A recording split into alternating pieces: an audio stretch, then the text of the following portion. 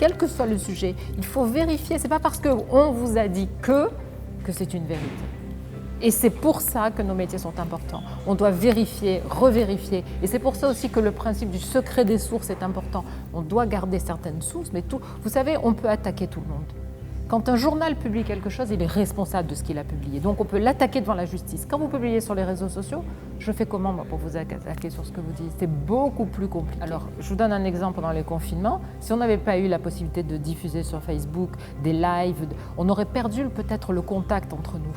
Le fait de pouvoir animer des débats, on se met en Zoom, on met sur notre page Facebook, tout cela fait que ça nous a rendu un service extraordinaire. Donc c'est pour ça que tout n'est pas mauvais, bien au contraire. Je suis persuadée qu'il y a de très bonnes choses à tirer. C'est juste, vous savez, quand quelque chose est nouveau, on ne va pas l'accompagner. Vous savez, au début, quand on a la presse, comment est née la presse? Elle est née d'abord. Si vous prenez pendant la Résistance, par exemple, la presse elle était hors la loi quand elle publiait contre les occupants.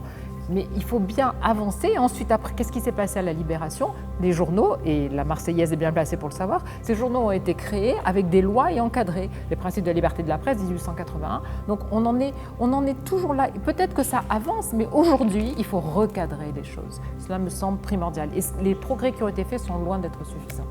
Moins d'écran, ça me paraît une évidence. Et j'entends les plus petits. Aujourd'hui, beaucoup de familles élèvent leurs enfants en les coupant complètement de l'écran. C'est-à-dire pas d'accès à l'écran. D'ailleurs, les plus grands, comme Boris Cyrulnik, le disent, il ne faut pas d'écran avant 4 ans.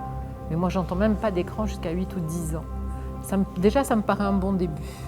Et puis, l'écran en permanence, regardez, les gens passent plus de temps sur leur écran, encore une fois, que pour lire ou pour partager de bons moments. Revenons à l'essentiel, au partage de visu en face à face, l'échange de face à face. Je pense qu'on peut beaucoup mieux avancer sur des idées en échangeant qu'en envoyant des commentaires sur Facebook, parce que si vous regardez bien, les commentaires, chacun est dans sa vérité, mais personne n'écoute l'autre.